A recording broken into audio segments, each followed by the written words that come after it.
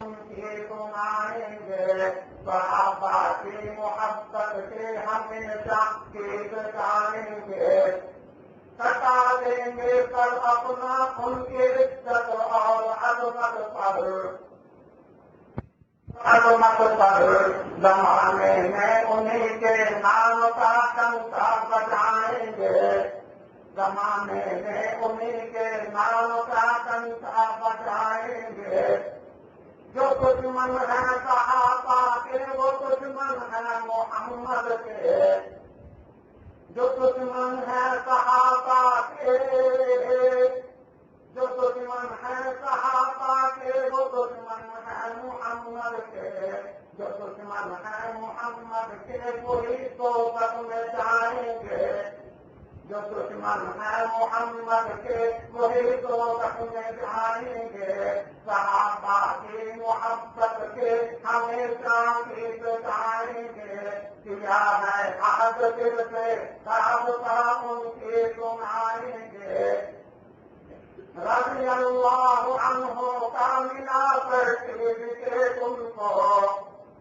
رضی اللہ عنہ کا ملا ترتیب کے تم کو یہ سکھا ہے کلام پاک میں سب کو دکھائیں گے یہ سکھا ہے کلام پاک میں سب کو دکھائیں گے وہ چاہتے ہو کہ طلحہ ہو محبت یا مغیرہ ہو وہ چاہتے ہو کہ طلحہ ہو محبت یا مغیرہ ہو مہو خورشید کی صورت جہاں کو جگمگائیں گے مہو خورشید کی صورت جہاں کو جگمگائیں گے ابو ذر ہو صہیب ہو یا حضرت ارقم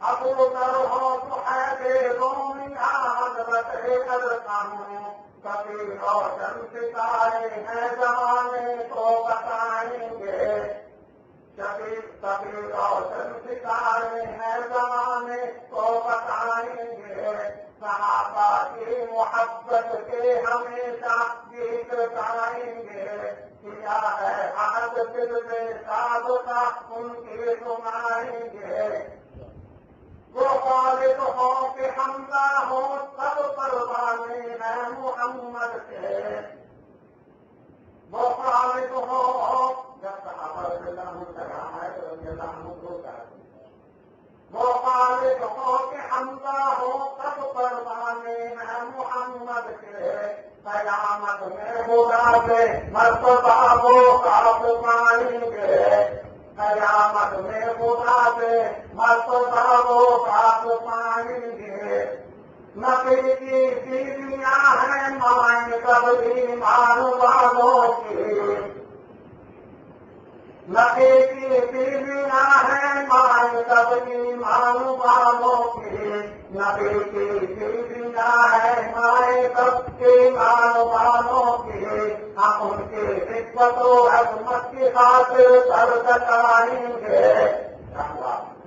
ہم ان کی عزت و عظمت کی خاطر سر کٹائیں گے صحابہ کی محبت کے ہمیشہ گیت گائیں گے مقام ان کو ملا ہے جو خود کی نہ پائیں گے امر خود بخت ہیں جو سامنے اصحاب کو تھامے امر خود بخت ہیں جو سامنے اصحاب کو تھامے امر خود بخت ہیں جو سامنے اصحاب کو تھامے ہم ان کی پیروی کرتے ہوئے جنت میں جائیں گے ہم ان کی پیروی کرتے ہوئے جنت میں جائیں گے صحابہ کی محبت سے ہمیشہ گیت گائیں گے کیا ہے عہد دل سے رابطہ ان کی سنائیں گے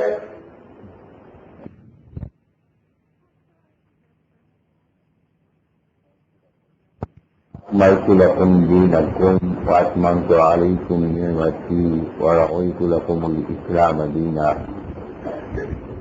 صدق الله العظيم. اللہ تبارک و تعالی مالک ہے اور ہم سب اس کی مملوک ہیں، اس کی ملکیت ہے۔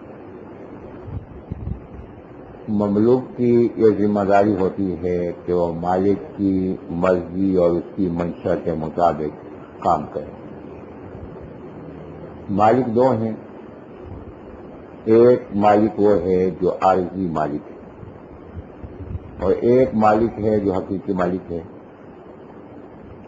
اللہ تبارک و تعالی اس کائنات کا حقیقی مالک ہے اور اللہ تعالی نے عارضی مالکیت انسانوں کو دے رکھی ہے۔ عارضی مالک محتاج ہے اور حقیقی مالک بے نیاز ہے۔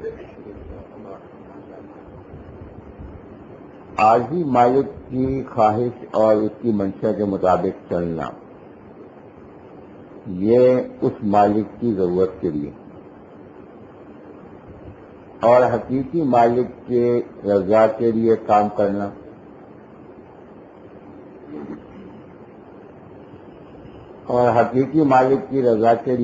کرنا یہ مملوک کے لیے دو لحاظ سے لازم ہے۔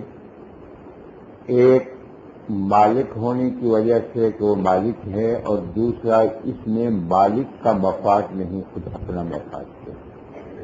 تو اس لیے اللہ تبارک و تعالی کی اطاعت کرنا اور اس کی خوشنودی کے مطابق کام کرنا یہ ہماری ذمہ داری ہے۔ اللہ تبارک و تعالی مالک ہی نہیں، اللہ تبارک و تعالی ہمارا رب بھی ہے۔ اور سورۃ العادیات میں اللہ تبارک و تعالی نے ابتدائی آیات میں یہ بات ارشاد فرمائی ہے کہ انسانوں کہ گھوڑے کی طرف نظر کرو، کہ گھوڑا وفادار جانور کہلاتا ہے۔ کیوں کہ گھوڑا وفادار جانور کہلاتا ہے کہ تم اس کے حقیقی مالک نہیں، عارضی مالک، کہ انسان گھوڑے کا عارضی مالک ہے، حقیقی مالک نہیں۔ انسان گھوڑے کا رازق بھی نہیں، رزق کا ذریعہ بنتا ہے، لیکن گھوڑے کا رزق انسان نے پیدا نہیں کیا، اور انسان گھوڑے کا خالق بھی نہیں۔ پھر انسان جس دشمن سے لڑ رہا ہے وہ دشمن اس گھوڑے کا بھی نہیں، کہ وہ گھوڑا قربانی دے رہا ہے، وفاداری کر رہا ہے اس انسان سے جو اس کا خالق بھی نہیں، اس کا رازق بھی نہیں، حقیقی مالک بھی نہیں، اور اس کا اپنا مفاد بھی نہیں۔ اگر وہ اپنی جان قربان کر دے تو اس کو کوئی اس کو اجر یا اس کو انعام بھی نہیں۔ لیکن اس کے مقابلے میں انسان کا حقیقی مالک ہے اللہ تبارک و تعالی، اس کا رازق بھی ہے، اس کا خالق بھی ہے، اور لڑنے کا حکم بھی اس سے دیا جو انسان ہی کا دشمن ہے، اور اس پہ اگر جان قربان کر دے تو اس کے لیے اجر عظیم بھی ہے۔ فرمایا کہ اس کے باوجود بھی رب کی اطاعت نہ کرو تو اس سے بڑی محرومی کی بات کیا ہوگی، تو کتنی محرومی اور ناسمجھی کی بات ہوگی۔ اللہ تبارک و تعالی جو مالک بھی ہے، رب بھی ہے، خالق بھی ہے، تو اس کی اطاعت بھی اسی قدر زیادہ ہوگی، اور مالک کی، رب کی انتہا درجے کی جو اطاعت ہے اس کو اصطلاح میں عبادت کہتے ہیں۔ تو اللہ تبارک و تعالی نے انسان کو دو کاموں کے لیے پیدا فرمایا ہے، ایک عبادت کے لیے اور دوسرا خلافت کے لیے۔ عبادت میں انسان کے ساتھ دوسری مخلوقات بھی شریک ہیں، کہ انسان بھی عبادت کرتا ہے، فرشتے بھی عبادت کرتے ہیں، جنات بھی عبادت کرتے ہیں، اور جانور، حیوانات، نباتات، جمادات بھی سب عبادت کرتے ہیں۔ تو عبادت میں ساری مخلوق اس کے ساتھ شامل ہے، لیکن اس عبادت میں انسان کو امتیاز کیا حاصل ہے؟ پہلا امتیاز انسان کو یہ حاصل ہے کہ عبادت ہے عمل، اور یہ عمل کیا جاتا ہے ارادے کے ساتھ۔ انسان کی عبادت میں ارادہ ہے، جبکہ جمادات اور نباتات اور حیوانات کی عبادت میں ارادہ نہیں، کہ اللہ تبارک و تعالی نے ان کی بناوٹ جس انداز سے کر دی ہے اسی بناوٹ ہی میں وہ اللہ کی عبادت کر رہے ہیں، اس میں ان کا ارادہ شامل ہے۔ فرشتے ہیں، اللہ تبارک و تعالی نے جس کام کے لیے مقرر فرما دیا ان کا ارادہ اس میں شامل نہیں۔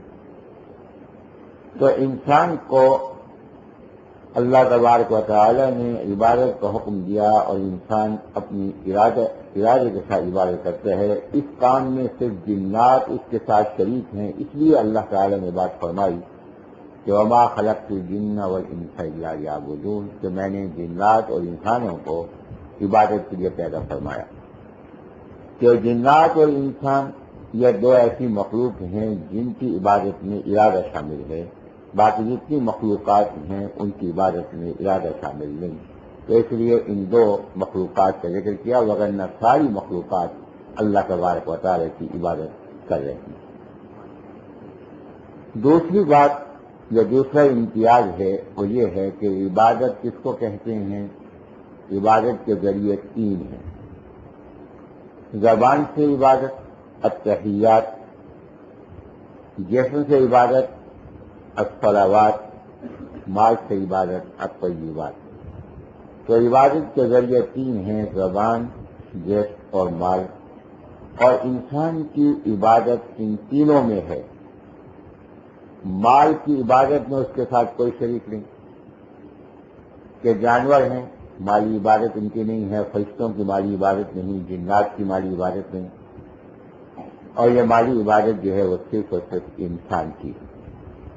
جسمانی عبادت میں اور زبان کی عبادت میں دوسری مخلوقات اس کے ساتھ شریک ہیں، لیکن اس میں بھی انسان کو امتیاز حاصل ہے۔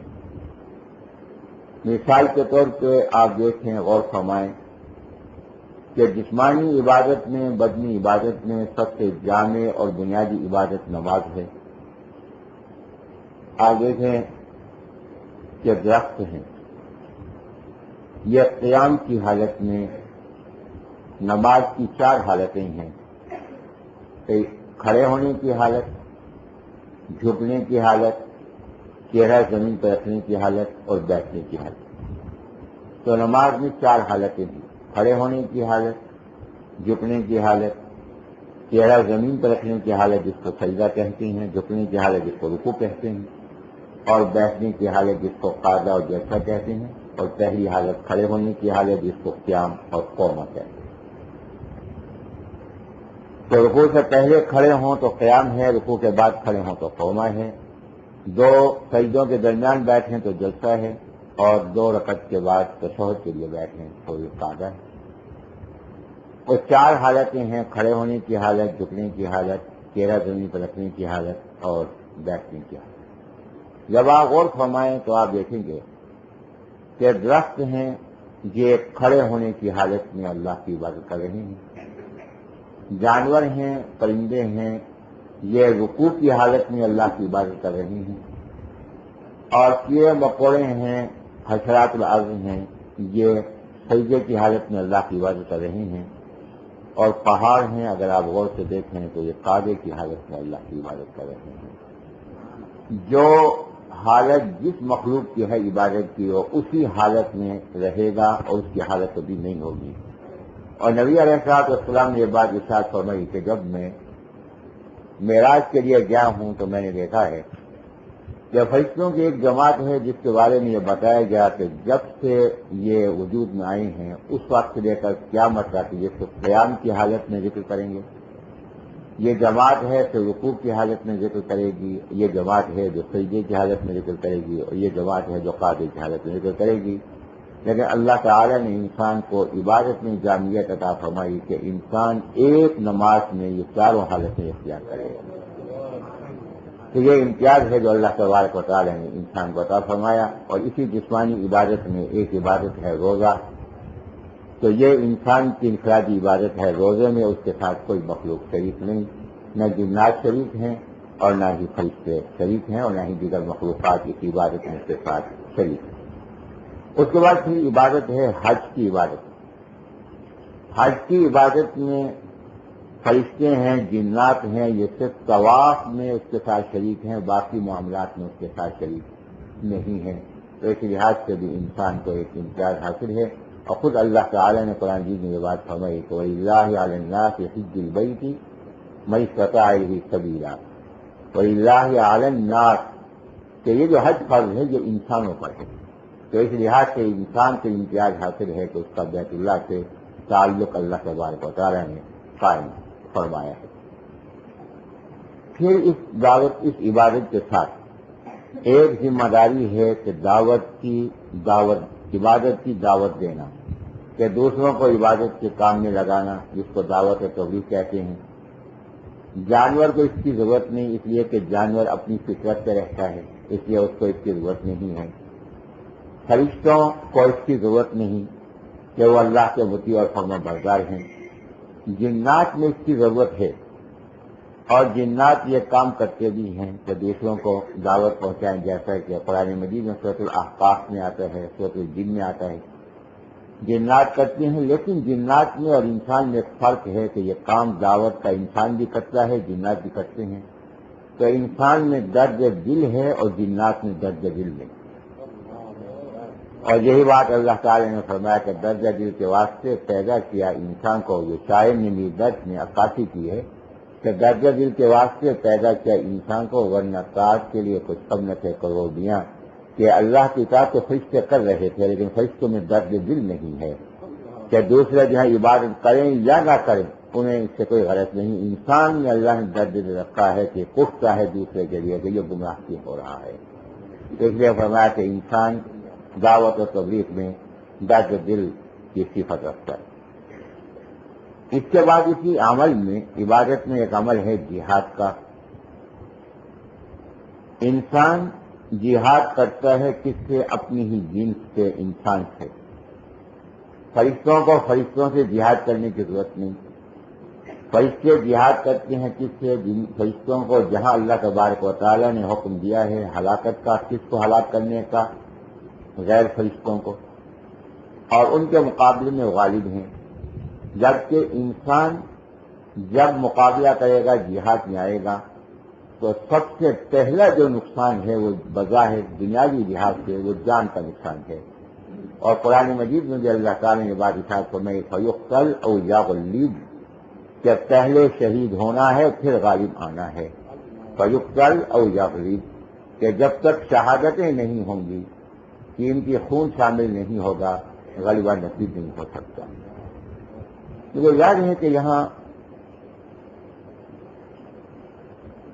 طالبان کے ایک کمانڈر اختر عثمانی شہید ہوئے. چند سال پہلے کی بات ہے. جو طالبان کے 16 اکابر ہیں ان میں ان کا دوسرا نمبر تھا. جانشین تھے امیر المومنین کے. امیر المومنین کی شہادت ہو جائے گی تو یہ امیر المومنین بنیں گے. یہاں بلوچستان سے افغانستان میں داخل ہوتے ہوئے ان کی شہادت ہو گئی.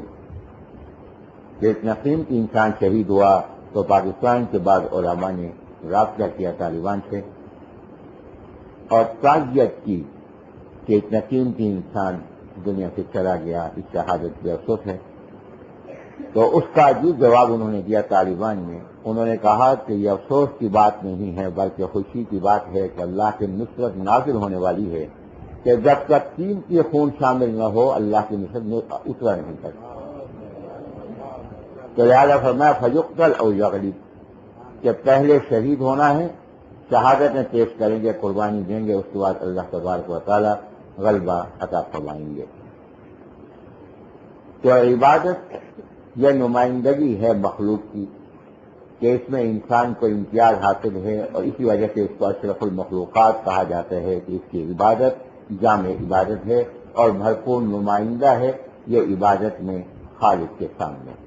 اسی وجہ سے نبی علیہ الصلوۃ والسلام جب معراج کے لیے تشریف لے گئے اور نبی علیہ الصلوۃ والسلام کی ملاقات ہوئی تو اللہ تعالیٰ کے حضور نبی علیہ الصلوۃ والسلام نے جو تحفے پیش کیے ہیں وہ 3 ہیں جو ابھی میں عرض کر چکا ہوں.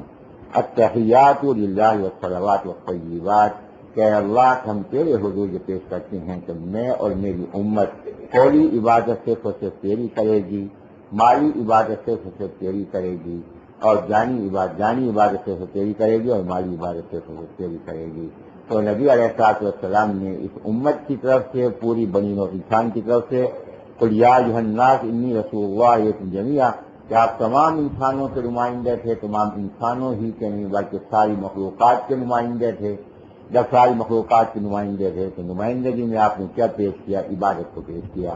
تو انسان کو یہ امتیاز حاصل ہے کہ مخلوقات کی طرف سے عبادت کا نمائندہ ہے اللہ کے حضور. جہاں یہ اللہ کے حضور کا مخلوقات کا نمائندہ ہے عبادت کی شکل میں، وہاں یہ اللہ تبارک و تعالیٰ کا نمائندہ ہے مخلوق کے لیے. اور یہاں ایک اور بات بھی گزارش کرتا چلوں کہ عبادت کرنے والے کو عابد کہتے ہیں. عابد کہتے ہیں تو عبادت کرنے والے کی جو صفت ہوگی وہ عابدیت ہوگی. لیکن ہمارے یہاں جو چیز استعمال ہوتی ہے وہ عابدیت نہیں استعمال ہوتی، عبدیت استعمال ہوتی ہے. کہ اشہد ان لا الہ الا اللہ وحدہ لا شریک لہ واشہد ان محمدا عبدہ ورسولہ. عابدہ ورسولہ نہیں، عبدہ ورسولہ.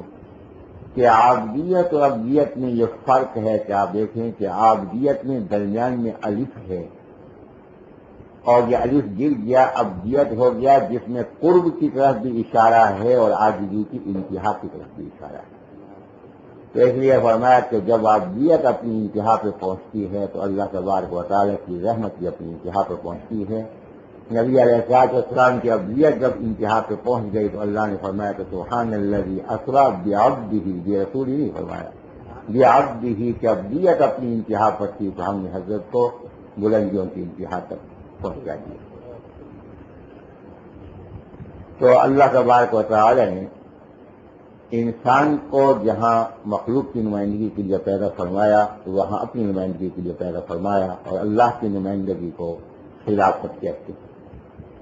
انسان محتاج ہے عبادت و خلافت میں رہنمائی کے لیے، اور اس رہنمائی کا جو ذریعہ ہے وہ نبوت ہے. اور نبوت کا جو اونچا درجہ ہے اس کو رسالت کہتے ہیں. نبوت بتلانا، رسالت پہنچانا. کہ نبوت بتلانا، رسالت پہنچانا.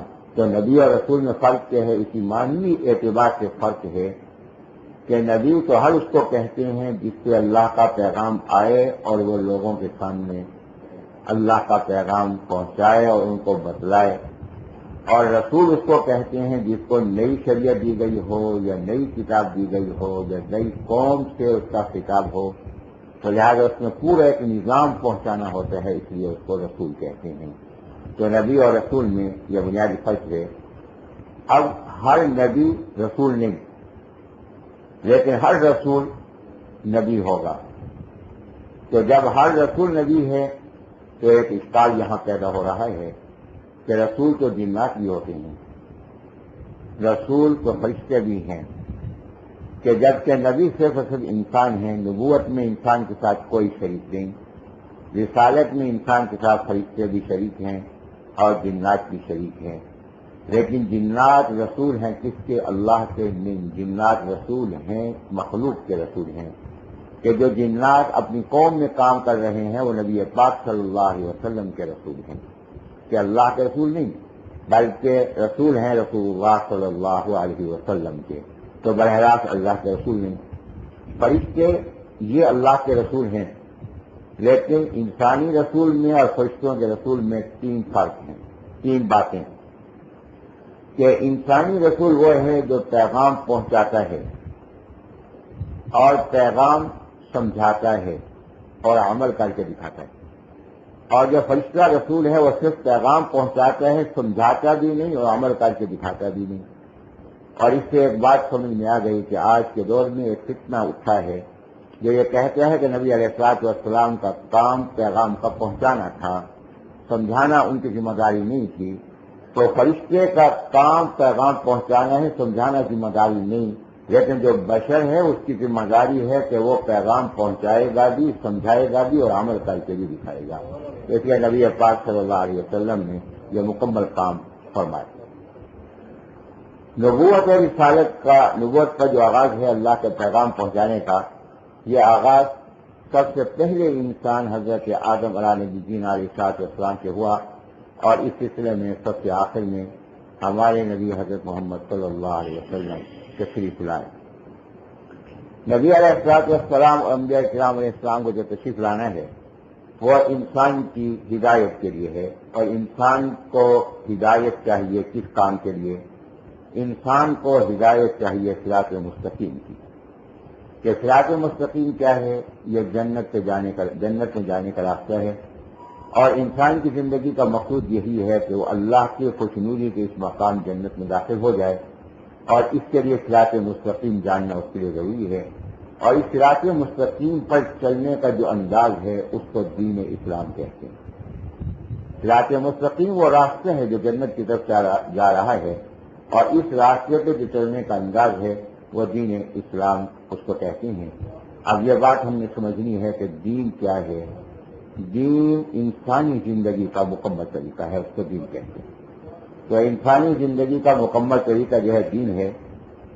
دیگر مخلوقات کی زندگی کے طریقے کو دین نہیں کہتے، انسان کی زندگی کے طریقے کو دین کہتے ہیں۔ اس لیے کہ دیکھیے کہ 4 چیزیں ہیں جو زندگی میں ضروری ہیں: ایمانیات، عبادات، معاملات اور اخلاقیات۔ اخلاقیات کی دیگر مخلوق کو جانوروں کو ضرورت نہیں، اخلاقیات کی فرشتوں کو ضرورت نہیں، جنات اخلاقیات کو قبول کرنے کی صلاحیت نہیں رکھتے، جبکہ انسان میں بنیادی طور پر 3 باتیں پائی جاتی ہیں: چرندگی، درندگی اور ملکی صفات۔ کہ انسان میں حیوانوں جیسے تقاضے ہیں، انسان میں درندوں جیسے ظلم و تشدد کی کیفیت ہے، اور انسان میں فرشتوں جیسی صفات ہیں۔ اور اللہ تبارک و تعالی نے فرمایا فَأَلْهَمَهَا فُجُورَهَا وَتَقْوَاهَا، کہ ہم نے اس میں نیکی اور شر دونوں جذب کرنے کی صلاحیتیں رکھی ہیں۔ اب یہ محنت انسان کو کرنا ہے، فطرت درندے کی نہیں بدلے گی، چرندے کی نہیں بدلے گی، پرندے کی نہیں بدلے گی، لیکن انسان میں کیونکہ ساری باتیں موجود ہیں، انسان نے اپنی ملکی صفات کو غالب کرنا ہے درندگی پر اور چرندگی پر، تو اس لیے اخلاق میں انسان کو محنت کرنی ہے، باقیوں کو محنت نہیں کرنی۔ تو اس لیے زندگی کی 4 باتوں میں اخلاقیات کا تعلق صرف انسان سے ہے، باقیوں سے نہیں۔ اسی طریقے سے معاملات ہیں، تو معاملات کا تعلق بھی انسان سے ہے، دوسروں سے نہیں۔ اور عبادات کے بارے میں میں یہ بات گزارش کر چکا ہوں کہ عبادات میں انسان کو امتیاز حاصل ہے، اور یہ عبادات ہوں، معاملات ہوں، اخلاقیات ہوں، ان کی بنیاد نظریات اور ایمانیات پر ہے، اور اس کی بھی انسان کو ضرورت ہے۔ تو یہ 4 باتوں میں انسان کو رہنمائی چاہیے، اور اللہ تبارک و تعالیٰ نے یہ رہنمائی عطا فرمائی، اور اس کے لیے دین عطا فرمایا۔ تمام انبیاء کرام علیہ السلام دین کی نعمت لائے، اور اپنی امت کو انہوں نے اللہ کی طرف سے دین کی نعمت عطا فرمائی۔ دین ہر نبی علیہ السلام کے ذریعے سے جو آیا ہے وہ اپنے دور کے حساب سے مکمل تھا، اور اپنی ذات کے اعتبار سے مکمل تھا، لیکن اللہ تبارک و تعالیٰ نے یہاں یہ بات فرمائی جو آیت کا حصہ میں نے تلاوت کیا کہ الیوم اکملت لکم دینکم، کہ آج میں نے تمہارے لیے تمہارا دین مکمل کر دیا۔ تو یہاں مکمل کرنے کے معنی کیا ہیں؟ مکمل کرنے کے یہاں معنی یہ ہیں کہ اب اس میں تغیر و تبدل کی گنجائش باقی نہیں ہوگی۔ تو جیسے پہلے دین مکمل ہے، یہ بھی مکمل ہے، لیکن اس لحاظ سے یہ مکمل ہے کہ اس میں تغیر و تبدل کی گنجائش اب اس میں نہیں ہے۔ تو ذات کے لحاظ سے بھی کامل ہے، اور دور کے لحاظ سے بھی کامل ہے، اور تغیر و تبدل کے لحاظ سے بھی یہ کامل ہے۔ جب یہ دین نبی علیہ السلام پر مکمل ہو گیا، یہ آیت نازل ہوئی ہے حج کے موقع سے۔ نبی علیہ السلام 10 ہجری میں جب حج کے لیے تشریف لے گئے تو 9 ذی الحجہ کو عرفات کے میدان میں یہ آیت نازل ہوئی ہے، اور اس کے چند مہینے بعد ربیع الاول میں نبی علیہ السلام دنیا سے فرما گئے۔ اب یہ تکمیل ہوئی ہے دین کی کس پر؟ نبی پاک صلی اللہ علیہ وسلم پر، اور اس پہ دو کاموں کی ضرورت باقی تھی۔ دین کی تکمیل ہو گئی، اب دین کی تمکین کی ضرورت تھی اور دین کی تدوین کی ضرورت تھی۔ تکمیل ہے اور اس کی تمکین تھی اس لیے کہ جب یہ دین مکمل ہو گیا اور قیامت تک تغیر و تبدل نہیں، تو پھر اس کی تمکین بھی ہونی چاہیے، یعنی اس کے عمل کا نمونہ بھی ہونا چاہیے جو قیامت تک کے لوگوں کے لیے رہنمائی کا ذریعہ بنے، اور پھر اس کی تدوین بھی ہونی چاہیے تاکہ جب محفوظ ہو جائے اور اس میں کسی قسم کی علائش داخل نہ کی جا سکے۔ اب اس کی تمکین کہاں ہوتی؟ اس معاشرے میں جو معاشرہ نبی پاک صلی اللہ علیہ وسلم کا تھا، اور نبی پاک صلی اللہ علیہ وسلم نے اس کی تمکین فرمائی۔ تمکین کی صورت اللہ تعالیٰ نے پیدا فرما دی نبی اسلام کے ذریعے سے اس مقدس جماعت میں جس کو صحابہ کرام رضی اللہ عنہم کہتے ہیں۔ نبی علیہ السلام نے ان کی تعلیم و تربیت فرمائی، تو نبی علیہ السلام ان کے معلم بھی ہیں اور نبی علیہ السلام ان کے مزکی بھی ہیں، پاکیزہ بنانے والے بھی اور ان کو تعلیم دینے والے بھی۔ خود قرآن مجید میں اللہ تبارک و تعالی نے نبی علیہ السلام کی 4 ذمہ داریاں بیان فرمائی۔ یتلو علیہم آیاتہ، کہ قرآن مجید کی تلاوت ان کے سامنے فرمانا اور ان کو قرآن مجید پڑھنا سکھلانا، وَيُزَكِّيهِمْ، اور ان کو پاکیزہ بنانا، وَيُعَلِّمُهُمُ الْكِتَابَ، ان کو کتاب کی تعلیم دینا، وَحِكْمَةَ، اور ان کو حکمت کی تعلیم دینا۔ تو نبی علیہ السلام کی 4 ذمہ داریاں بیان کی گئیں: تلاوت، تعلیم الکتاب، تعلیم الحکمت اور تزکیہ۔ دیکھیے کہ طالب علم کامیاب ہوتا ہے وہ جس میں بنیادی طور پر 2 باتیں ہوں۔ جہاں بنیادی طور پر 2 باتیں ہوں گی وہاں تعلیم کا نتیجہ بہت بہتر ہوگا۔ ایک یہ کہ استاد کامل ہو، اور دوسری بات یہ ہے کہ پڑھنے والے کا رجحان ہو، پڑھنے والے میں استعداد ہو، صلاحیت ہو، کہ استاد باصلاحیت ہے اور پڑھنے والے میں صلاحیت نہیں تو بھی استاد کامیاب نہیں، ناکام۔ اور اگر استاد میں صلاحیت نہیں ہے اور پڑھنے والوں میں صلاحیت ہے تو بھی نتیجہ حاصل نہیں ہوگا، کہ علم منتقل نہیں ہوگا۔ تو انتقال علم کے لیے 2 باتیں ضروری ہیں کہ معلم کامل ہو، متعلم استعداد والا ہو۔ جب یہ 2 باتیں ہوں گی تو پھر اس کے نتائج جو ہیں وہ برآمد ہوں گے۔ اب معلم ہے نبی پاک صلی اللہ علیہ وسلم اور متعلمین ہیں حضرات صحابہ کرام رضی اللہ عنہم۔ اب یہ شاگردوں کا انتخاب کس نے کیا ہے؟ شاگردوں کا انتخاب کسی ادارے نے کیا، بورڈ نے کیا؟ نہیں۔ کہ آج بھی اداروں میں، بڑے اداروں میں، اچھے اداروں میں طالب علموں کو یوں داخلہ نہیں ملتا، باقاعدہ ایک کمیٹی ہے جو تجزیہ کرتی ہے، پھر ان کو داخل کرتی ہے، جس میں اہلیت ہے یہ چل سکیں گے، پھر ان کو داخل کرتی ہے۔ تو یہ وہ شاگرد ہیں جن کو کسی ادارے نے تجزیہ کر کے داخل نہیں کیا۔ خود نبی علیہ السلام نے بھی ان کا انتخاب نہیں کیا۔ ان کا انتخاب کس نے کیا ہے؟ خالق کائنات نے کیا ہے۔ کیا الا یعلم من خلق وهو اللطیف الخبیر، کیا اللہ بھی اپنی مخلوق کو نہیں جانتا ہے جس نے پیدا کیا ہے؟ تو وہ لطیف بھی ہے، باریک بین بھی ہے اور خبر رکھنے والے بھی ہے۔ اس کو معلوم تھا کہ پوری کائنات میں، پوری انسانیت میں کون ہیں جو نبی علیہ السلام کے شاگرد بننے کی اہلیت رکھتے ہیں، تو اس نے صحابہ کرام رضی اللہ عنہ کو چنا ہے نبی پاک صلی اللہ علیہ وسلم کی شاگردی کے لیے اللہ تبارک و تعالی۔ یہ صحابہ کرام رضی اللہ عنہم پہلے متعلم بنے نبی علیہ السلام کے، اور پھر باقی تمام انسانیت کے لیے، قیامت تک کے انسانوں کے لیے معلم بنے۔ نبی علیہ السلام کے لیے پہلے مزکا بنے اور پھر باقی انسانوں کے لیے مزکی بنے۔ تو ان کی 2 حیثیتیں ہیں، ایک متعلم کی نبی علیہ السلام کی نسبت سے، اور معلم کی باقی امت کے لیے۔ ایک مزکا نبی علیہ السلام کے لیے، ایک مزکی پوری امت کے لیے۔ اور اللہ تعالیٰ نے ان کو یہ 2 کاموں کے لیے منتخب فرمایا۔ اور نبی علیہ السلام استاد ہوں، متعلم میں استعداد ہو، انتخاب اللہ کا ہو کہ اس میں کیا شک و شبہ ہو سکتا ہے، تو شرع یقیناً کامل ہوئے ہوں گے۔ تو یہ حضرات صحابہ کرام رضی اللہ عنہم جو ہے وہ کامل ہوئے، اور ایمانیات میں بھی کامل ہوئے، عبادات میں بھی کامل ہوئے ہیں، معاملات میں بھی اور اخلاقیات میں بھی۔ ان چاروں میں اللہ تبارک و تعالیٰ نے ان کو کامل فرمایا۔ اب یہ کامل ہوئے کہ نہیں ہوئے، آئیے کہ خالق کائنات سے پوچھتے ہیں کہ آپ نے ان کا جو نتیجہ نکالا ہے وہ کیا ہے۔ تو قرآن مجید میں اللہ تبارک و تعالیٰ نے بات سمجھ، یہ پارہ نمبر 4 ہے، رکوع نمبر 3 ہے، سورہ آل عمران ہے، اس کی آیت نمبر 103 ہے۔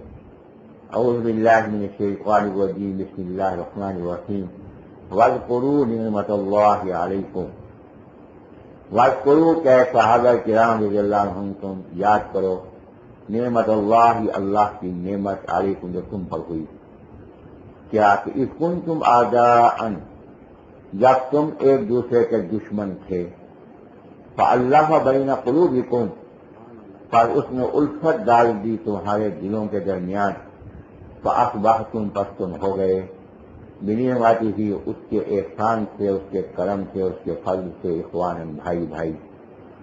تو 4 چیزیں میں نے گزارش کی، ایمانیات، عبادات، معاملات، اخلاقیات، کہ یہ بھائی بھائی ہونا، یہ 2 چیزوں میں کامیابی کی سند ہے، اخلاقیات میں اور معاملات میں، کہ دلوں کے درمیان محبت پیدا ہوئی۔ جب دلوں کے درمیان محبت پیدا ہوگی، معاشرے میں فساد، انتشار ختم ہوگا، درندگی کے بجائے انسانیت کا ماحول بنے گا، تو یہ کس کی پاکیزگی ہو گئی؟ اخلاقیات کی پاکیزگی ہو گئی۔ جب آپس میں بھائی بھائی ہو گئے تو یہ معاملات کی پاکیزگی ہو گئی۔ تو معاملات میں اور اخلاقیات میں اللہ تبارک و تعالیٰ نے ان کے کامل ہونے کی سند جاری فرما دی۔ اس کے بعد باقی بات رہ گئی، وہ ہے ایمانیات، عبادات، اور یہ بات اللہ نے آگے بیان فرما دی، کنتم علی شفا حفرۃ من النار، اور تم تھے آگ کے گڑھے کے کنارے پر، کہ کفر و شرک کی وجہ سے اور اللہ تبارک و تعالیٰ کے سوا دوسروں کی عبادت کرنے کی وجہ سے، اللہ کی عبادت میں غفلت کی وجہ سے کہاں تھے؟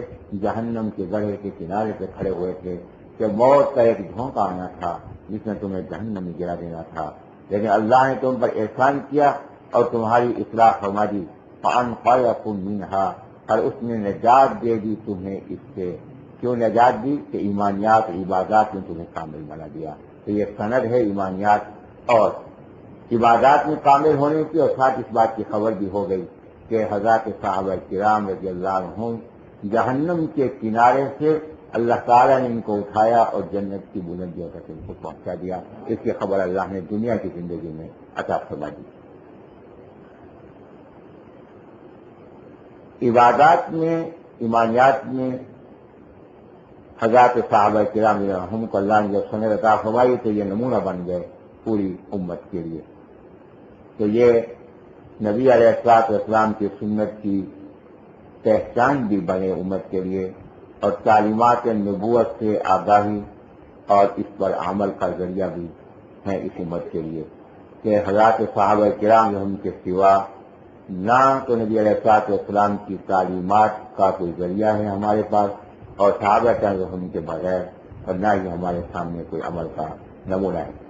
تو جب یہ کامل ہو گئے تو اللہ تبارک و تعالیٰ نے ان کی اتباع کا حکم دیا، اور قرآن مجید ہی میں اللہ تعالیٰ نے بات ارشاد فرمائی کہ وَمَن يُشَاقِقِ الرَّسُولَ مِن بَعْدِ مَا تَبَيَّنَ لَهُ الْهُدَىٰ، اس میں یہ بات ارشاد فرمائی کہ وَمَن يُشَاقِقِ الرَّسُولَ، کہ جو مخالفت کرے نبی پاک صلی اللہ علیہ وسلم کی، من بعد ما تبین له الهدىٰ، بعد اس کے کہ واضح ہو گئی اس کے لیے وضاحت طلب باتیں، جب وضاحت طلب باتیں اس کے لیے واضح ہو گئیں۔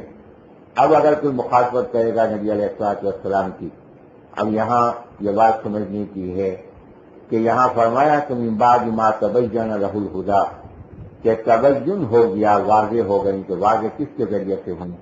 صحابہ کرام ان کے فہم اور صحابہ کرام کے عمل کے ذریعے سے، کیونکہ اس کے سوا کوئی ذریعہ ہمارے پاس موجود نہیں۔ اب اس کے بعد فرمایا کہ یتبع غیر سبیل المؤمنین، اور جو کہ پیروی کریں ایمان والوں کے راستے کو چھوڑ کر اب ایمان والے یہاں کون مراد ہو سکتے ہیں؟ اگر یہ کہا جائے کہ اس میں ایمان والے بعد کے لوگ ہیں، ہمارے ائمہ ہیں یا دوسرے لوگ ہیں، تو سبیل المومنین ایمان والوں کا راستہ تو وہ ہوگا جس میں تسلسل پایا جائے، نبی علیہ السلام سے متصل ہو، اور نبی علیہ السلام سے جو متصل ہیں وہ صحابہ کرام رضی اللہ عنہم ہیں۔ تو اس لیے معلوم ہوا کہ سبیل المؤمنین سے مراد صحابہ کرام رضی اللہ عنہم کا راستہ ہے، تو اللہ تبارک و تعالیٰ نے ان کو المؤمنین بھی کہا اور ان کے راستے کو حجت بھی قرار دیا۔ اب یہاں ایک اشکال ہے جو عام طور پر پیش کیے جاتے ہیں کہ نہ یہ صحابہ کرام رضی اللہ عنہم کا راستہ نہیں ہے، یہ حضرت علی رضی اللہ عنہ 3 افراد کا راستہ ہے۔ یہ 4 افراد تھے جو ایمان کی حالت میں رہ گئے، تو مومنین سے مراد یہ 4 فرد ہیں، تو باقی صحابہ کرام اس میں شامل نہیں ہیں۔ حضرت علی رضی اللہ عنہ، حضرت مقداد رضی اللہ عنہ، حضرت ابو ذر غفاری رضی اللہ عنہ اور حضرت سلمان فارسی رضی اللہ عنہ۔ اب اس میں ایک بات میں آپ کے سامنے واضح کر رہا ہوں، متوجہ کر رہا ہوں، اس پہ غور فرمائیں گے کہ ان حضرات کا جو ایمان تھا بقول ان کے، جن کا دعویٰ ہے کہ صرف یہ 4 افراد ایمان والے رہ گئے، تو اس میں بھی وہ کہتے ہیں کہ ان 4 افراد نے اپنے ایمان کا اظہار نہیں کیا، کہ انہوں نے اپنے ایمان کا اظہار نہیں کیا بلکہ تقیہ اختیار کیا۔ تقیے کی وجہ سے ان حضرات کے طریقے پہ چلتے رہے۔ حضرت علی رضی اللہ عنہ پاؤں دھوتے تھے، مسا نہیں کرتے تھے، پوچھا کہ کیوں، کہا تو تقیہ کرتے تھے، کیونکہ یہ 3 خلفائے راشدین رضی اللہ عنہ پاؤں دھوتے تھے، تو ان کی موجودگی میں وہ مسا نہیں کرتے تھے، ڈر کی وجہ سے پاؤں دھوتے تھے۔ جب حضرت علی رضی اللہ عنہ تقیے کی وجہ سے، اور یہ 3 افراد بھی تقیے کی وجہ سے بقول ان کے عمل اختیار کرتے تھے ان کا، تو اللہ تبارک و تعالیٰ فرما رہے سبیل المومنین کے جو کام ہوتا ہوا چلا آ رہا ہے، تو یہ 4 افراد بھی کون سا کام کر رہے تھے؟ وہی کام کر رہے تھے جو وہ کر رہے تھے۔ تو سبیل المومنین کون سا ہوا؟ سبیل المومنین وہی ہوا جس پہ وہ چلنے والے تھے، اور یہ حضرات بھی اسی میں شامل ہیں چلنے والوں میں۔ اگر ان کی بات یہ مان لی جائے کہ علیحدہ ہیں، تو یہاں میں نے ایک نقطے کی بات گزارش کر دی کہ جس سے یہ بات واضح ہوتی ہے، اس جگہ ان کے ایمان کا انکار بھی نہیں کیا جا سکتا، ان کے راستے کا انکار بھی نہیں کیا جا سکتا، اس لیے کہ اگر راستہ وہی ہے جس پہ یہ 4 افراد چاہے تقیے کی بنیاد ہی پر چلتے رہے، تو معلوم ہوا کہ راستہ معتبر تو وہی ہوگا۔ جب راستہ معتبر وہی ہوگا تو اس راستے پہ چلنے والے کون ہوں گے؟ سبیل المومنین۔ تو ایمان والا ہونا تو ان کا قطعی اور یقینی ہو گیا، اور اس کا انکار نہیں کیا جا سکتا۔ اور اللہ تبارک و تعالیٰ نے یہ بات ارشاد فرمائی کہ جو نبی علیہ السلام کا طریقہ واضح ہونے کے بعد مخالفت کرے یا ایمان والوں کے راستے کو چھوڑ کر دوسرا راستے اختیار کرے، نولیہ ما تولی، ہم پھیر دیں گے اس کو جس طرح وہ پھر گیا، ونصلہ جہنم، اور انجام کار ہم اس کو جہنم میں داخل کریں گے، وساءت مصیرا، اور بری ہے لوٹنے کی جگہ۔ تو اللہ نے اس کا انجام بھی بیان فرما دیا۔ تو اللہ تبارک و تعالیٰ نے جو یہ بات ارشاد ہونے کا یوم اکملت لکم دینکم، تو میں نے یہ بات عرض کی کہ اس کی تکمیل ہوئی نبی پاک صلی اللہ علیہ وسلم پر، اور اس کی تمکین ہے صحابہ کرام رضی اللہ عنہم کے ذریعے سے۔ تو یہاں غور فرمائے، اس جگہ پہ اللہ تعالیٰ نے فرمایا کہ یوم اکملت لکم دینکم، کہ آج میں نے تمہارے لیے مکمل کر دیا تمہارا دین۔ تو دین کس کا ہے؟ دین ہے اللہ تبارک و تعالیٰ کا۔ تو یہاں ہونا چاہیے تھا کہ یوم اکملت لکم دینی، کہ آج میں نے مکمل کر دیا تمہارے لیے اپنا دین۔ اللہ نے اس کو اپنا دین نہیں کہا۔ یہ دین کس کے ذریعے سے آیا ہے؟ نبی پاک صلی اللہ علیہ وسلم کے ذریعے سے آیا ہے۔ تو یا تو یوں ہوتا کہ یوم اکملت لکم دین محمد صلی اللہ علیہ وسلم، یہ بات بھی نہیں فرمائی۔ میں یوم اکملت لکم دینکم، کم جمع کی ضمیر ہے کہ تمہارا دین، تمہارا جماعت کا دین۔ اور جس وقت یہ آیت نازل ہوئی اس وقت جماعت کون سی تھی؟ صحابہ کرام رضی اللہ عنہم کی جماعت تھی۔ تو اللہ تعالیٰ نے دینکم فرما کے یہ بات کہہ دی کہ دین وہی ہے جو صحابہ کرام رضی اللہ عنہم کا دین ہے۔ تو اس سے یہ بات معلوم ہوئی کہ جو صحابہ کرام رضی اللہ عنہم نے کیا ہے وہ دین ہے، اور دین وہی ہے جو انہوں نے کیا ہے، کہ جو انہوں نے کیا وہ دین ہے، اور دین وہی ہے جو انہوں نے کیا۔ جس کام کو انہوں نے اختیار نہیں کیا وہ ذریعہ دین تو ہو سکتے ہیں، لیکن وہ کام دین نہیں ہو سکتا۔ اور دوسری بات اللہ تبارک و تعالیٰ نے یہ بیان فرمائی کہ واتمام کے والے کی نعمتی، اور میں نے پوری کر دی تم پر اپنی نعمت۔ تو دین مکمل کرنے کے ساتھ ہی نعمت کے مکمل کرنے کا ذکر بھی فرما دیا، جس میں نبوت کی پورے ہونے کا ذکر ہے کہ نعمت سے مراد یہاں نبوت ہے، تو لہذا اب نبوت کی ضرورت بھی نہیں۔ اکمال دین سے، دین کے مکمل کرنے سے رسالت بھی مکمل ہو گئی، اور یہاں یہ ایک اشکال ہو سکتا تھا کہ رسالت مکمل ہو گئی، ہو سکتا ہے کہ ابھی نبوت مکمل نہ ہوئی ہو، اور آتمان تو علیہ نعمتی کہ میں نے تم پر اپنی نعمت پوری کر دی، یعنی نبی بھی، رسول تو نہیں آئیں گے، نبی بھی کوئی چیز نہیں لائیں گے، ختم نبوت کا اشارہ بھی ہو گیا۔ وَرَضَيْتُ لَكُمُ الْإِسْلَامَ دِينًا، اور میں نے تمہارے لیے دین اسلام کو پسند کر لیا۔ اور ساتھ یہ بات بھی اللہ تعالیٰ نے فرما دی کہ وَمَن يَبْتَغِ غَيْرَ الْإِسْلَامِ دِينًا، اور جو چاہے گا اسلام کے سوا کوئی اور دین، وَهُوَ فِي الْآخِرَةِ مِنَ الْخَاسِرِينَ، اور وہ ہوگا آخرت میں نقصان اٹھانے والوں میں سے۔ تو اس سے یہ بات معلوم ہوئی کہ دین بھی مکمل، رسالت بھی مکمل، اور نبوت بھی ختم ہو گئی، اور پسندیدہ دین جو ہے وہ اسلام ہے۔ اب یہ اسلام جو ہے یہ باقی رہے گا، اور اسلام جو ہے یہ غالب رہے گا۔ اللہ تبارک و تعالیٰ نے یہ بات قرآن مجید کے اندر اس دین کے بارے میں ارشاد فرما دی کہ جب یہ دین مکمل ہو گیا، اب یہ دین دنیا میں رہے گا، مغلوب ہو کر رہے گا نہیں، یہ دین جو ہے وہ غالب ہو کے رہے گا۔ اور یہ بات اللہ تعالیٰ نے قرآن مجید میں 3 مقام پہ بیان فرمائی۔ یہ سورۃ توبہ ہے، یریدون ان یطفئوا نور اللہ بافواہہم، فرمایا کہ وہ ارادہ رکھتے ہیں کہ وہ بجھا دیں اللہ کے نور کو، اللہ کے دین کو، بافواہہم، اپنی پھونکوں کے۔ وَيَأْبَى اللَّهُ، اور انکار کرتا ہے اللہ، إِلَّا أَن يُتِمَّ نُورَهُ، جو اس بات کے کہ وہ پورا کرے گا اپنے نور کو، وَلَوْ كَرِهَ الْكَافِرُونَ، اگرچہ کافروں کو ناپسند ہی کیوں نہ ہو۔ چاہے پوری دنیا کے مسلمان چیختے رہیں، پوری دنیا کے کافر چیختے رہیں، چاہے پوری دنیا کے مسلمان کہلانے والے منافقین چیختے چلاتے رہیں، اور سوچے سمجھے بغیر منافقین کے پیچھے لگ جائیں، لیکن فرمایا کہ ہم اپنے دین کو غالب بھی کریں گے۔ یہ کہتے رہیں کہ جناب بندوق کی نوک پہ نہیں مانیں گے، تو یہ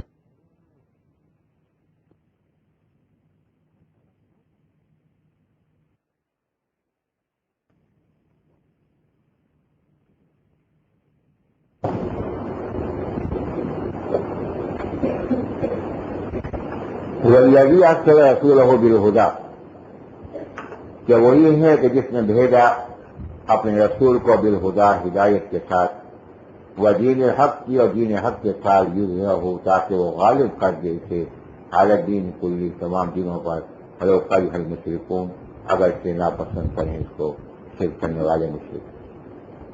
اللہ تبارک و تعالیٰ نے سورۃ صف میں بھی یہی بات بیان فرمائی ہے، اور سورۃ فتح میں یہ بات بیان فرمائی ہے، لیکن فرق اتنا ہے کہ وہاں پہ ان دونوں مقامات پر ولو کرہ المشرکون ہے، اور اللہ تبارک و تعالیٰ نے اس مقام پر سورۃ فتح میں اس کے بعد والذی ارسل رسولہ بالہدیٰ ودین الحق یظہرہ علی الدین کلہ کے بعد وکفیٰ باللہ شہیدا، فرمایا کہ اللہ ہی گواہی دینے کے لیے کافی ہے۔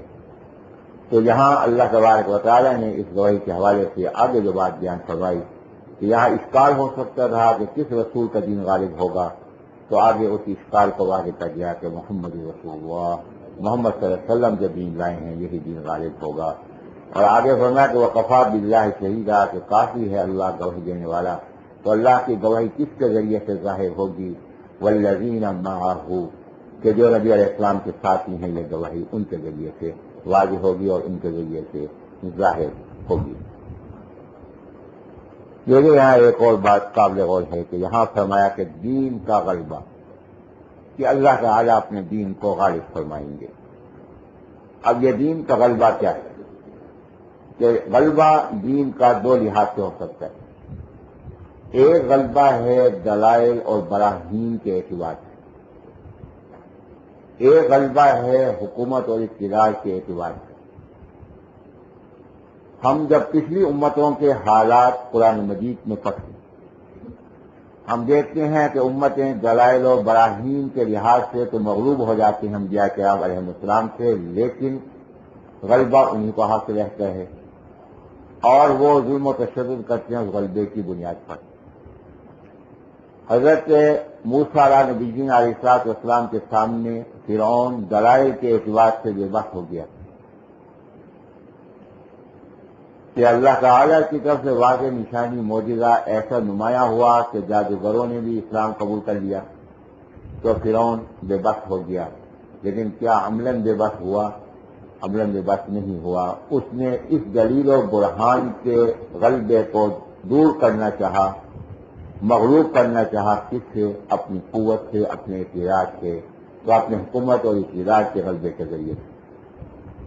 مکہ مکرمہ میں نبی پاک صلی اللہ علیہ وسلم تھے، دلائل اور براہین کے اعتبار سے جو کافر تھے مغلوب ہو چکے تھے، لیکن کیا وہ عملاً مغلوب ہو گئے؟ نہیں، ان نبی صلی وسلم کو مکہ مکرمہ سے ہجرت پر مجبور کر دیا۔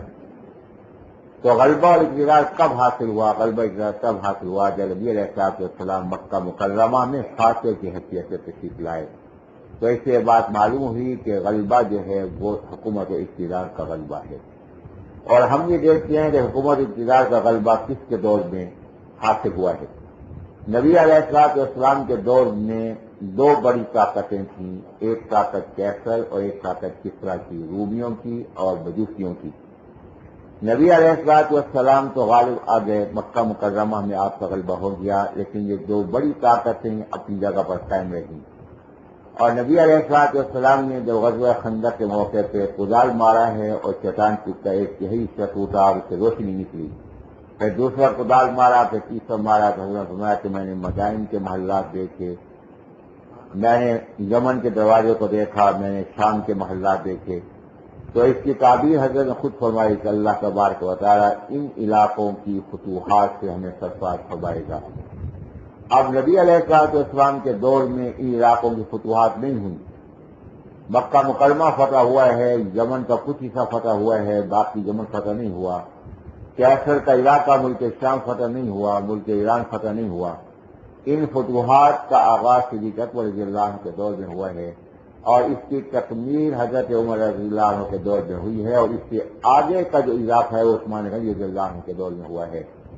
تو نبی علیہ السلام نے فرمایا کہ اللہ تعالیٰ ان کی فتوحات ہمیں عطا فرمائے گا۔ اگر نبی علیہ السلام یہ جانشین تصور ہوں گے تو یہ کامیابی نبی علیہ السلام کی کامیابی ہوگی، اگر ان کو حضرت کے جانشین نہیں مانیں گے تو اسلام کی کامیابی کیسے ہوگی؟ تو اس سے معلوم ہوا کہ ان کی جو خلافت ہے وہ برحق ہے، اور یہ غلبہ جو اللہ نے خبر دی ہے والذی ارسل رسولہ بالہدی ودین الحق لیظہرہ علی الدین کلہ، تو اللہ تبارک و تعالیٰ نے جو گواہی دی ہے اس گواہی کو پورا فرمایا، کس کے ذریعے سے؟ حضرات صحابہ کرام رضی اللہ عنہم کے ذریعے سے اللہ نے غلبے کو پورا فرما دیا۔ اور پھر آپ اس بات کو دیکھیے کہ اللہ تبارک و تعالیٰ نے اس غلبے کو جو پورا فرمایا ہے اور نبی علیہ السلام کے دل کا اطمینان فرمایا ہے، تو اس دل کے اطمینان میں اللہ تعالیٰ نے قرآن مجید میں یہ بات فرمائی، هو الذی ایدک بنصرہ وبالمؤمنین، کہ اللہ وہ ہے جس نے مدد کی آپ کی، جس نے قوت دی آپ کو، ایدہ کا جس نے قوت دی آپ کو، بنصرہ اپنی مدد سے، وبالمؤمنین اور ایمان والوں سے۔ تو یہ کون سے ایمان والے تھے جن سے قوت حاصل ہوئی اور جس سے دین کو غلبہ نصیب ہوا؟ یہ حضرات صحابہ کرام رضی اللہ عنہم تھے۔ وَأَلَّفَ بَيْنَ قُلُوبِهِمْ، اور اللہ تعالیٰ نے ان کے دلوں میں قرب فرما دیا، ان کے دلوں میں مانوسیت اور محبت پیدا فرما دی ایک دوسرے کے ساتھ۔ فرمایا کہ لو انفقت ما فی الارض جميعا، اگر آپ زمین کے سارے خزانے بھی خرچ کر ڈالتے، ما الفت بین قلوبہم، آپ ان کے دلوں میں محبت پیدا نہ فرما سکتے، ولکن اللہ الف بینہم، لیکن اللہ نے ان کے دلوں میں الفت ڈال دی۔ اور یہ بات اس سے پہلے ہم سیکھ چکے ہیں، سمجھ چکے ہیں کہ خود اللہ تعالیٰ نے یہ خطاب صحابہ کرام سے فرمایا، تو معلوم ہوا کہ وہ ایمان والے جن کے ذریعے سے اللہ تعالیٰ نے نبی اسلام کو مدد دی ہے، قوت دی ہے، وہ حضرات صحابہ کرام رضی اللہ عنہم ہیں۔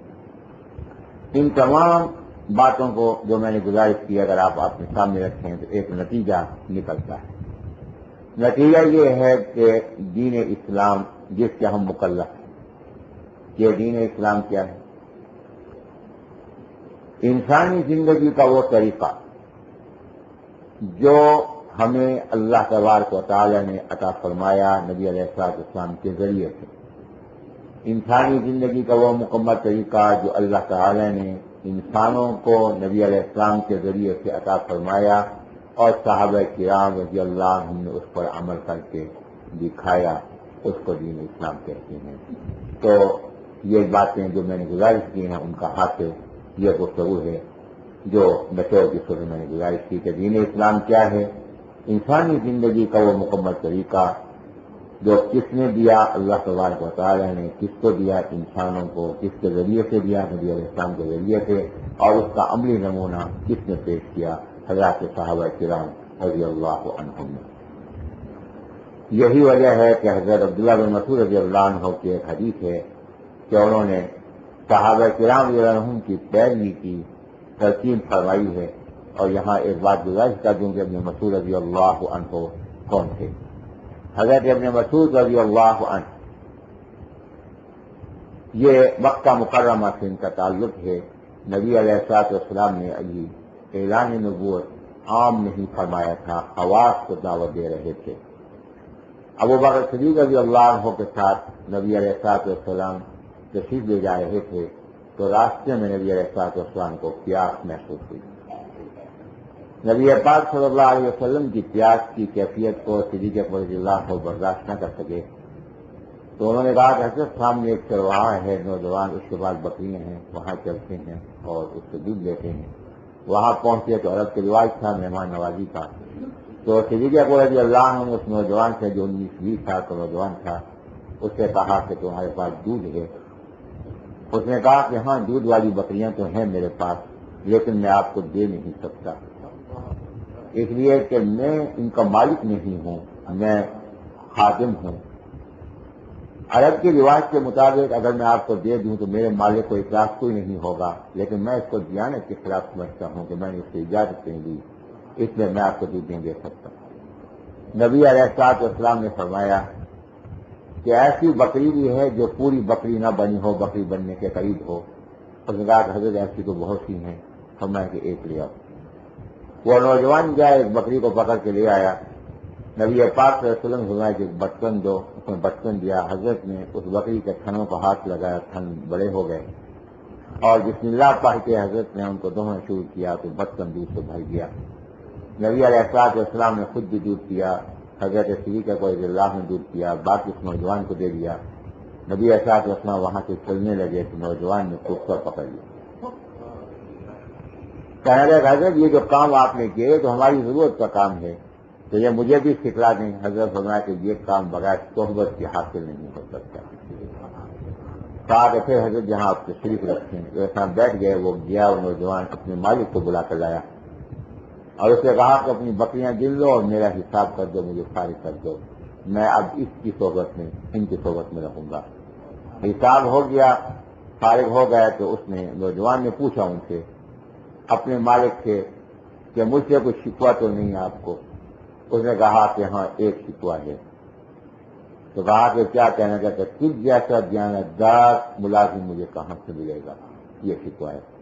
یہ نوجوان ہے عبداللہ بن مسعود رضی اللہ عنہ، اس وقت حضرت کے دامن سے وابستہ ہوئے اور آخر وقت تک حضرت کے ساتھ وابستہ رہے ہیں۔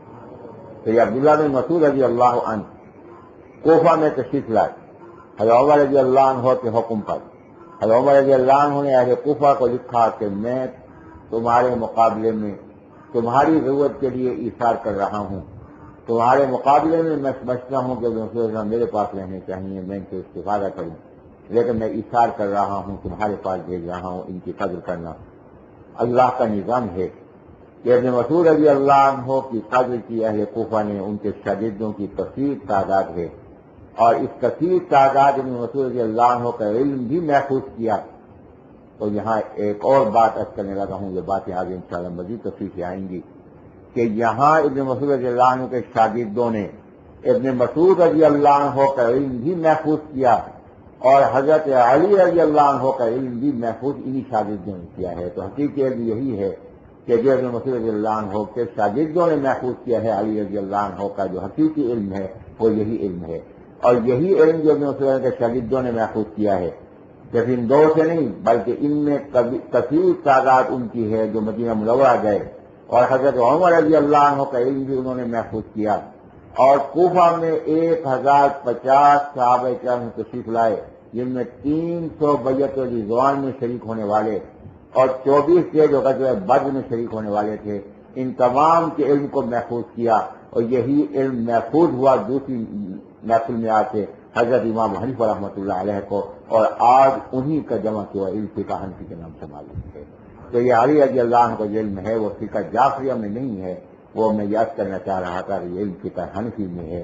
تو علی رضی اللہ عنہ کے جو وارث ہیں وہ بھی احناف ہیں، اہل تشیع اس کے وارث نہیں ہیں۔ انہوں نے جو فرضی چیز گھڑی ہے ان سے منسوخ کی ہے، تو ان کا حقیقی علم ہے وہ الحمدللہ احناف کے پاس ہے۔ تو ابن مسعود رضی اللہ عنہ نے جو بات بیان فرمائی وہ میں آپ کے سامنے پڑھ دیتا ہوں۔ حضرت فرمایا کہ من کان مستنن، وہ شخص جو ہے کوئی طریقہ اختیار کرنے والا، جو شخص کسی طریقے کو اختیار کرنا چاہتا ہے کہ اسی میں نجات ہے تو کس کا طریقہ اختیار کرے؟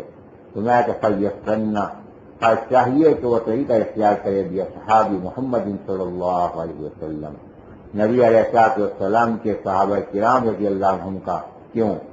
کانو وہ تھے افضل هذه الامہ، اس امت کے سب سے زیادہ فضیلت والے، ابرھا قلوبا، اور اس امت کے سب سے زیادہ نیک دلوں کے اعتبار سے، واعمقھا علما، اور اس امت کے سب سے زیادہ گہرائی رکھنے والے علم کے لحاظ سے، واقلھا تکلفا، اور بناوٹ سے پوری طرح سے بچنے والے۔ فرمایا کہ یہ کسی کا انتخاب نہیں، کس کا انتخاب ہے؟ اختارہم اللہ، چنا ہے ان کو اللہ نے، کس کام کے لیے؟ لصحبت نبی ہی، اپنے نبی علیہ الصلوۃ والسلام کی صحبت کے لیے، ولاقامت دینہ، اور اپنے دین کو قائم کرنے کے لیے۔ فَتَعْرَفُوا، پس تم پہچانو، لہم ان کے لیے، فضلہم ان کی فضیلت کو، واتبعوہم، اور اتباع کرو، پیروی کرو ان کی، علی اثرہم، ان کے قدموں کے نشانات پر، وتمسکوا، اور مضبوطی سے پکڑ لو، بما استطعتم، جتنا تم کر سکتے ہو، من اخلاقہم وسیرہم، ان کے اخلاق کو، ان کے طریقوں کو، اس لیے کہ یہاں شک و شبہ کی گنجائش نہیں، یہ بات واضح یقینی اور قطعی ہے کیا؟ فإنہم، یقیناً وہ، کانوا تھے، علی الہدی المستقیم، سیدھی ہدایت پر۔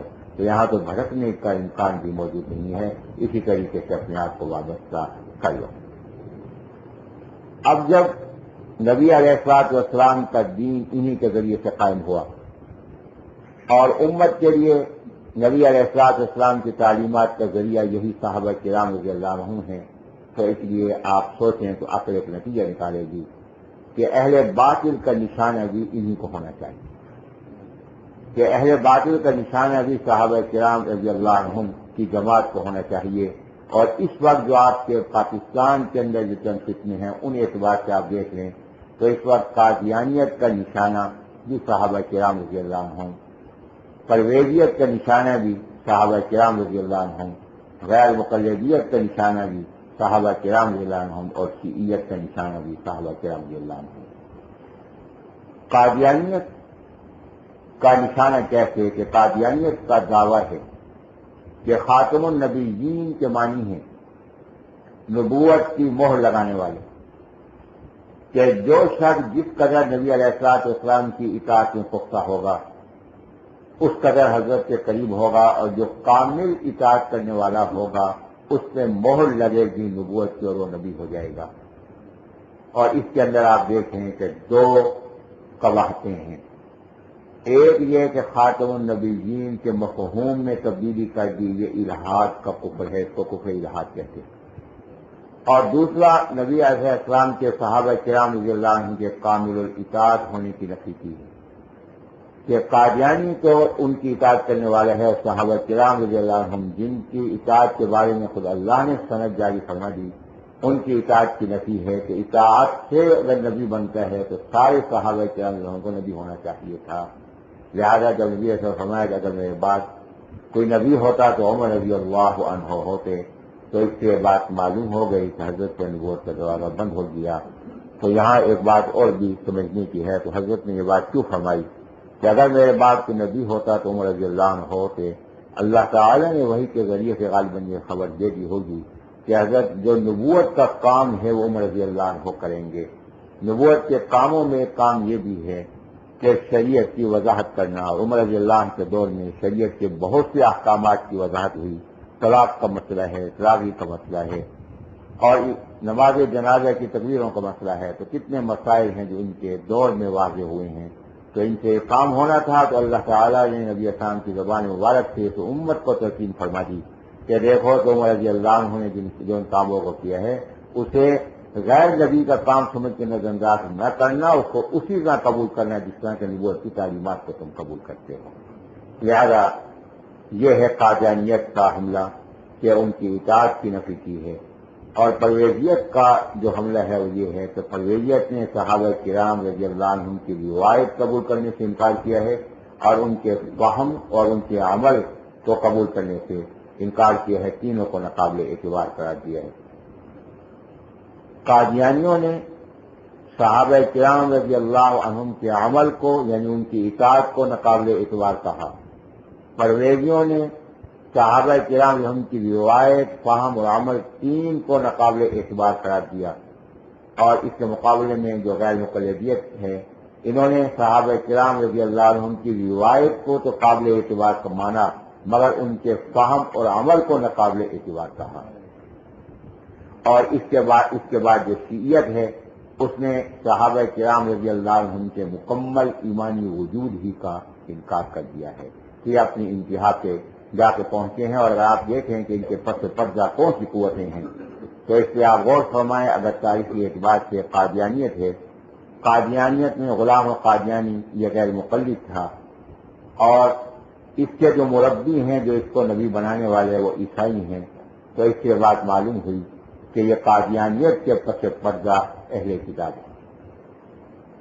پرویزیت ہے، پرویزیت نے جنم لیا ہے نیچریت سے جو سر سید احمد خان کا طریقہ تھا، اور سر سید احمد خان نے جو سرپرستی حاصل کی ہے وہ عیسائیوں سے. تو پرویزیت کے پیچھے بھی عیسائی ہیں یعنی اہل کتاب. اس کو نوٹ رکھیں گے انشاءاللہ، اس سے بہت سے آگے مسائل حل ہوں گے. غیر مقلدیت کا آغاز کی نیچریت سے ہے کہ پہلا غیر مقلد سر سید احمد خان ہے اور عبدالحق بنارسی ہیں. تو عبدالحق بنارسی جو ہے وہ شیعیت سے وابستہ تھا اور سر سید احمد خان جو ہے وہ عیسائیت سے وابستہ تھا. تو غیر مقلدیت کا وجود ہے کس سے؟ نیچریت سے اور شیعیت سے. اور نیچریت کے پیچھے عیسائیت اور شیعیت کے پیچھے کیا ہے یہ بات میں آگے کرتا ہوں کہ شیعیت کے پیچھے یہودیت ہے. تو لہذا یہودیت اور عیسائیت یعنی اہل کتاب جتنے فتنے بھی اس وقت موجود ہیں اور اس کے پس پردہ جو ہیں وہ اہل کتاب ہیں اور اس کا آغاز کرنے والے اور اس کی بنیاد رکھنے والے جو ہیں وہ یہودی ہیں. اور ان تمام کا جو ہدف ہے قرآن مجید میں بار بار جہاں یہودیوں کی شرائط اللہ نے سورۃ البقرہ میں بیان فرمائی ہیں ان میں ان کی شرائط یہ بھی ہے کہ صحابہ کرام رضی اللہ عنہم کو نشانہ بنایا جائے اور اس کی مختلف شکلیں جو ہیں آج ہمارے سامنے آ رہی ہیں. تو لہذا صحابہ کرام رضی اللہ عنہم کی جو اہمیت دین کے اعتبار سے، دینی مقام کے اعتبار سے ہے وہ ان چند باتوں سے واضح ہو رہی ہے. تو ضلالت اور موجودیت سے اگر ہم تحفظ چاہتے ہیں تو اس کے لیے یہ ضروری ہے کہ ان سے وابستگی اختیار کی جائے اور ان سے وابستگی اختیار کرنے کے لیے کچھ باتوں کو جاننا ضروری ہے. اسی کے لیے اس کورس کا اہتمام کیا گیا ہے اور اس کورس میں یہ تمہید میں نے آج کے درس میں بیان کر دی ہے اور ہم اس کورس میں بنیادی طور پر 10 باتیں جاننے کی کوشش کریں گے اور 10 باتیں یاد کر دیتا ہوں اور آئندہ جو انشاءاللہ سبق ہوگا وہ اس ترتیب کے ساتھ ہوگا. پہلی بات صحابیت کیا ہے اور صحابہ کرام رضی اللہ عنہم کا مقام کیا ہے. دوسرا عنوان ہے کہ دین سے صحابہ کرام رضی اللہ عنہم کے تعلق کی نوعیت کیا ہے، اس کی کیفیت کیا ہے اور دین میں ان کی حیثیت کیا ہے. تیسرا عنوان یہ ہوگا کہ صحابہ کرام رضی اللہ عنہم سے دینی وابستگی کی ضرورت کیا ہے ہمارے لیے اور اس کے تقاضے کیا ہیں، اور اگر ہم نے ان سے اپنے آپ وابستہ کر لیا تو اللہ کی طرف سے ہمارے لیے انعامات کیا ہیں، اور اگر اس کی مخالفت کی یا تعلق نہ رکھا تو اس کے نقصانات کیا ہوں گے. اس کے بعد چوتھا عنوان ہے کہ حضرات صحابہ کرام رضی اللہ عنہم کی مخالفت کا آغاز کب ہوا، اس کا ارتقا کیا ہے، یعنی شیعیت کا وجود کب سے ہے اور کس طریقے سے آگے بڑھے ہیں، ماضی میں، حال میں، مستقبل میں ان کی سازشیں کیا کیا ہیں، اب تک کی سازشیں کیا ہیں اور آئندہ کی سازشیں کون سی ہیں. جن سے ہمیں باخبر ہونا ہے اور بچنے کی کوشش کرنی ہے۔ پانچواں جو عنوان ہوگا کہ ان کی مخالفت کے پس پردہ حقیقی اسباب و محرکات کیا ہیں، کہ ظاہراً تو یہ کچھ اور کہتے ہیں لیکن حقیقی اس کے محرکات و اسباب جو ہیں وہ کیا ہیں اور اس کے پیچھے کون ہے۔ اور چھٹی بات یہ کہ جو بنیادی حلبے جو انہوں نے استعمال کیے ہیں اس کی حقیقت کیا ہے۔ ایک حلبہ ہے اہل بیت سے محبت کا دعویٰ کہ اہل بیت سے حقیقتاً بغض ہے اور اس بغض کو یہ محبت کے نام پر پیش کر رہے ہیں، تو یہ حلبہ انہوں نے کیوں اختیار کیا، اس کی حقیقت کیا ہے۔ اور دوسرا یہ کہ خلافت کے مقابلے میں جو نظریہ امامت پیش کیا گیا ہے یہ کیوں کیا گیا ہے اور نظریہ امامت کی حقیقت جو ہے وہ کیا ہے۔ ساتواں عنوان جو ہے وہ یہ ہوگا کہ ان دو عقیدوں کے علاوہ دیگر ان کے عقائد و نظریات کیا ہیں اور ان میں کتنے عقائد و نظریات ہیں جن کا تعلق ایمان کی ضد یعنی کفر کے ساتھ ہے۔ اور آٹھواں عنوان ہوگا کہ انہوں نے اپنے لیے جو تین بنیادی عمل اختیار کر رکھے ہیں تقیہ، تبرہ اور مطاع، اس کی حقیقت کیا ہے، اور جو دیگر اصلاحات اور خفیہ وہ کوڈ ورڈ جو استعمال کرتے ہیں ان کا مفہوم کیا ہے اور ان کے معنی کیا ہیں اور کس طریقے سے دھوکہ دیتے ہیں۔ اور نواں جو عنوان ہوگا وہ یہ ہوگا کہ اس مقدس جماعت پر انہوں نے کیا کیا الزامات لگائے اور ان الزامات کی حقیقت کیا ہے اور اس میں پراپگنڈا کیا ہے جن سے متاثر ہوتے ہیں، اور اس میں قرآن و حدیث کے نقطہ نظر سے اس کی حقیقت کو سمجھنا ہر مسلمان کے لیے ضروری ہے۔ اور 10واں جو آخری عنوان ہوگا کہ یہ مخالفین کے جو اہل تشیع ایمانی اور اسلامی لحاظ سے ان کی کیا حیثیت بنتی ہے اور ہمیں ایمانی اور اسلامی تقاضوں کے مطابق ان سے کس قسم کا تعلق اور کس قسم کا رویہ اختیار کرنا چاہیے۔ یہ 10 باتیں ہوں گی جس سے انشاءاللہ تفصیل کے ساتھ گفتگو ہوگی۔ اللہ مجھے بھی آپ کو بھی صحیح فہم صحیح عمل کی توفیق عطا فرمائے۔ واقعی دعویٰ الحمدللہ عالمین۔ 2-3 باتیں سماعت فرمائیں۔ ایک گزارش تو یہ ہے کہ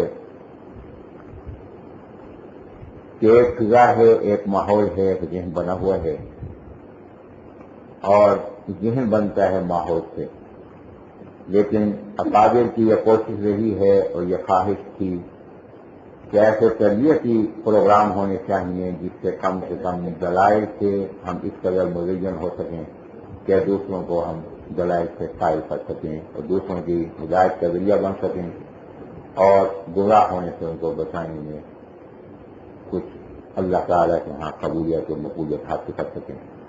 تو یہ اسی خاص کی تعبیر ہے جو احتجاج کے بعد شروع کی جا رہی ہے۔ اگر آپ حضرات اس تمہیدی گفتگو سے کچھ فائدہ محسوس فرما رہے ہوں تو پھر آپ سے ایک درخواست ہے کہ اس کے دائرے کو وسیع کریں۔ تو ہفتے وار پروگرام رکھا گیا ہے اس لیے کہ ایک ہفتے میں آپ اس کے لیے محنت فرمائیں، تو اور کچھ نہیں تو زیادہ افراد نہیں، ہر شخص اپنے لیے لازم کر لے کہ میں کم سے کم ایک ساتھی ضرور تیار کروں گا تو اس کو لیتا ہوں، تاکہ اس طریقے سے زیادہ سے زیادہ لوگوں کے ذہن میں یہ میں نے 10 باتیں اب تک دی ہیں، اگر آپ محسوس کراتے ہوں گے ان 10 باتوں کو جاننا ضروری ہے تو اس کے لیے آپ محنت کریں۔ سچ ہے جو غیر مختلف تھا جو علمی حلقے میں اس طرف آیا ہے اور پروفیسروں میں پڑھے لکھوں میں اصل گراج پوری تھا، یہ علی گڑھ یونیورسٹی کا پروفیسر تھا تاریخ کا جو کالج سچے مقام کا قائم کرتا ہے۔ یہ دو جو ہیں یہ مکمل لے کر چلے ہیں اس کو علمی لحاظ سے۔ تو غلام محمد پرویز جو پرویزوں کا اس وقت مفکر ہے وہ ان دونوں سے مستفید ہوا ہے، دونوں کا شاگرد ہے، انہوں نے دونوں کی تعلیمات کو جمع کر کے اور ایک مستقل نتیجہ بنا کر پیش کیا ہے۔ تو ان کا استاد غلام پرویز کے استاد 2 عبداللہ چکرالی اور اسد گراجپوری، اور ان دونوں کے استاد مولوی چراغ علی اور مولوی چراغ علی کا استاد سرسید احمد خان۔ یہ ہے میری